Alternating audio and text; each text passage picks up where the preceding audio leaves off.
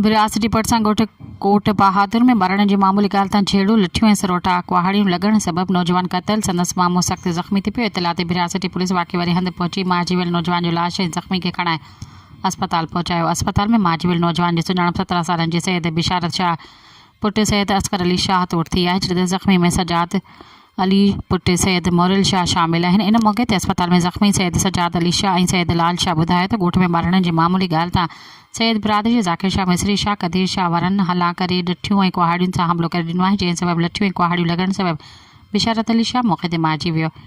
ॿिए पासे विरासती पुलिस ज़ख़्मी खे वधीक इलाज लाइ लिट जारी कयो, जंहिं खां बाद अस्पताल में डॉक्टरनि पारां ज़ख़्मी खे तिबी इमदाद ॾियण बाद वधीक इलाज लाइ नवाबशाह अस्पताल रेफर कयो वियो आहे। राब्ते करण ते विरासती पुलिस ॿुधायो त जवाबदार वाक़े बाद फरार थी विया आहिनि, जिन खे जल्द गिरफ़्तार कयो वेंदो। पुलिस वधीक ॿुधायो त वाटसन जे अचण ते जवाबदारनि ख़िलाफ़ केस दाख़िल कयो वेंदो।